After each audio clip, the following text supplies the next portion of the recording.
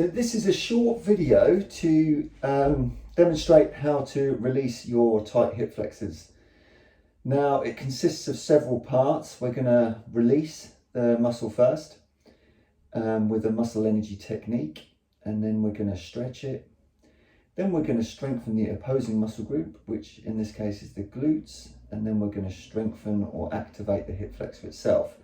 So it starts with a muscle energy release. Okay, so this means we're going to put energy from the hip flexor into our hand. Okay, the hand is a block, the knee comes up into the hand, and we're creating tension in the muscle here.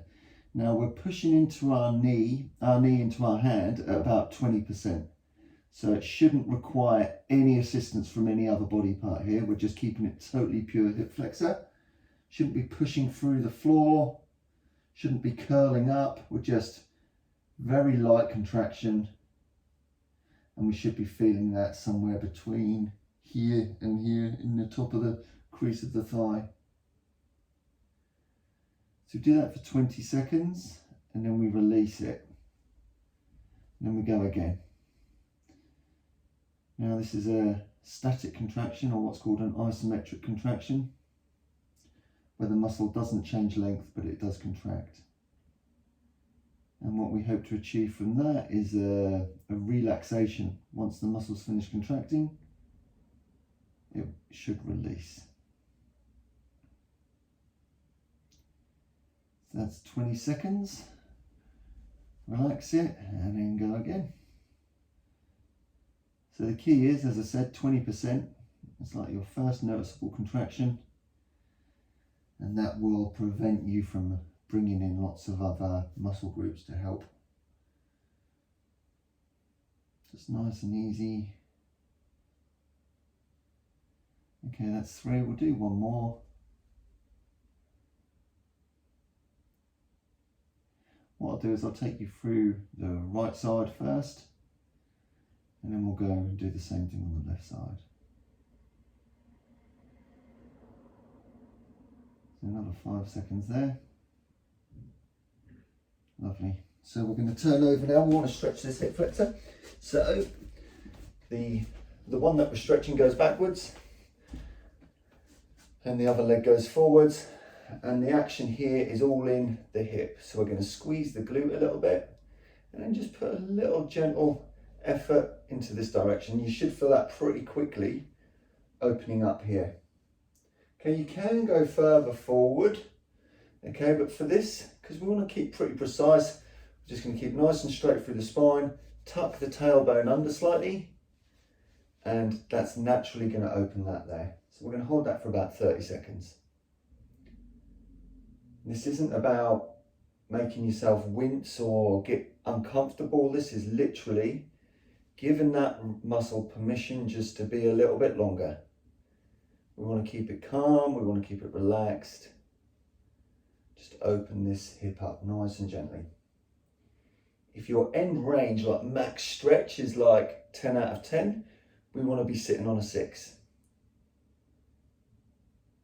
I like to say if you're noticing the stretch, then that's enough. That first noticeable stretch comes in, okay, hold that, and then you allow the muscle to relax. The stretch will almost disappear, and then if you want to add a little bit more, you can. If you're stretching to the point of discomfort, then all you're going to experience is discomfort and the muscle won't actually relax. So that's a solid 30 seconds there. So keeping on the right hip, we've stretched it. We're now going to strengthen the opposite muscle group, which in this case is the glute. So you can keep, for a slightly easier version, you can keep the knee tucked. You can even do 2-footed glute bridges, but we're going to stick with one leg, and we're going to hold this knee in close, and then we're just going to push through the heel of the right foot, tuck the tailbone, keep the core active, and activate through the hip to get the glute working. The heel probably a bit closer to get the glute working more. 2.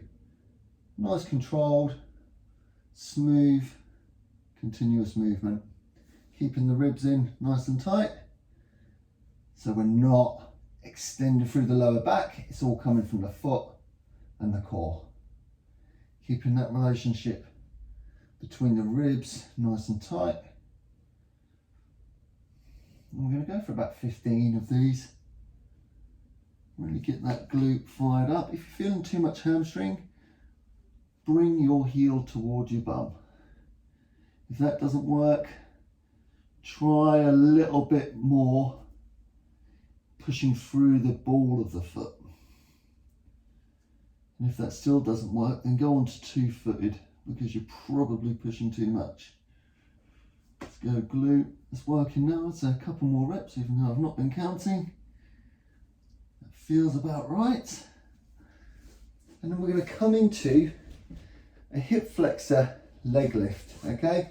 So keep this leg crook, and we're just going to lift that leg up. 1, 2, 3, 4, 5. So this is hip flexor work. We're not doing the abs. Should be really keeping the abs out of it, just focusing on hip flexion.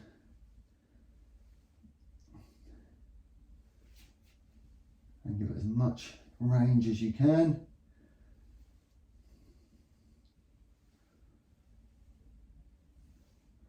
So 3 more is about right. 3. There we go. That's the right side done. So now we can do the left side. We're going to go into, so I'll spin it around. I'll tell you what, do this side on the second position. So this is another way of doing the hip flexor. This is the stretched position. You might find this is more helpful if you can't feel it in that first position. Keeping the hip nice and straight. We're doing the same thing. We're energizing the knee up, but we're actually doing it into our ankle instead of into our hands. Okay, so same muscles should be working. Hip flexor active simply by pushing into the ankle. Now, again, 20% is a funny little number because it's literally just that first contraction, and you feel like you're not really doing much at all. Sometimes these body parts aren't aware, or that aren't in our awareness enough, and sometimes we can't feel them. So just relax that there. But over time, if you practice these techniques, then it becomes more accessible, and you actually start to feel that target area come in a little bit more.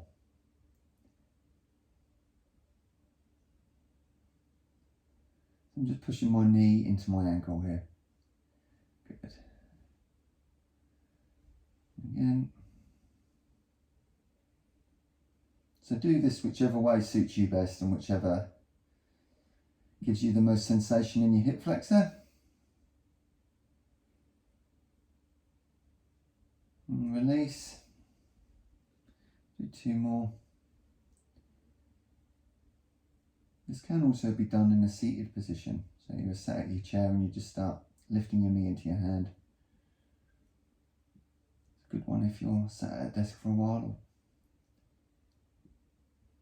or on a phone call and you've got an opportunity just to remember to loosen your hip flexors off and release. Just energizing lightly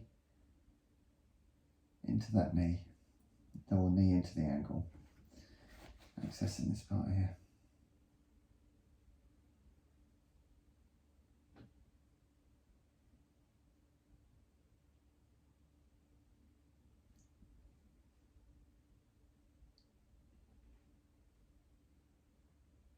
Okay, good stuff. So that's the releases done. So always stick with the one that you're most comfortable with on those. And then we're going to stretch, so it's left side. And keep the knee back. You always pad that knee if it's uncomfortable. There's no good putting yourself through discomfort here. This is all about releasing. So we want to try and remain relaxed.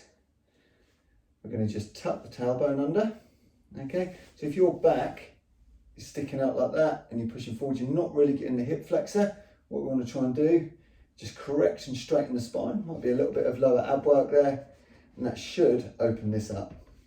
Glutes tighter, abs are on. This is actually relaxing. Keep that nice and tight.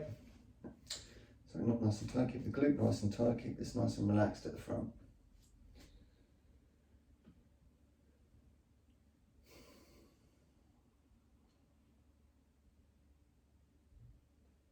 So we'll go into breath as well. So breathing is a really instrumental factor when you're trying to improve your flexibility. Because if you're stretching too hard, you won't breathe properly. And it's a good barometer or a good guide for your stretch. If you're really having to force yourself to breathe, then it's probably not a comfortable position for your body to be in. So just back off. Focus on drawing the exhale out a bit longer. And that'll help bring a bit of calm and a bit of safety into the body system and encourage that relaxation and flexibility to increase.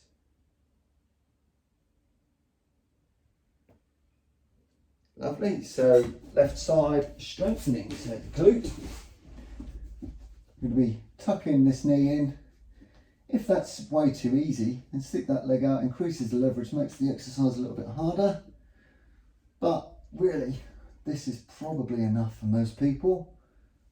Just to, we're basically extending the range of the hip flexor by stretching it, and then we're locking it in by using the opposite muscle group.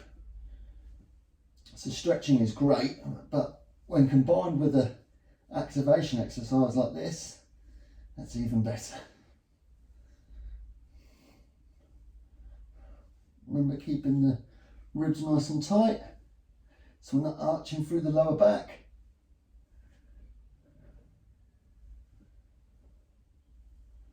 Another 2 reps for 15. Smooth and continuous, that side a bit harder for me. And then it's hip flexor. So this is a leg lift. 2, 3, 4. This is nice and light, nice and easy. But it's using that tight muscle through its full range. Just to give it a little bit of conditioning.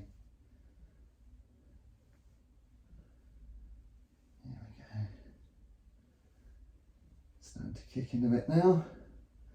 All sorts of variations you can do. This is the most simple one because it doesn't require any equipment. There we go, except your phone of course if you're watching this on your phone. That's it. We will then do some sort of compound hip extension exercise. So for us, we're going to do a hip hinge in this position. So straight up, squeeze the bum, keep the core nice and engaged, and then down. 2, 3. It's a great way to practice your hip hinge, pushing back, keeping this connection nice and tight. There's a nice functional movement whenever you go to pick something up. This is what you want to be doing with your hips, keeping the ribs and the hips locked into each other. I'm going to go 5 more. Let's get into the glutes now. I can feel that working. All the compound exercise.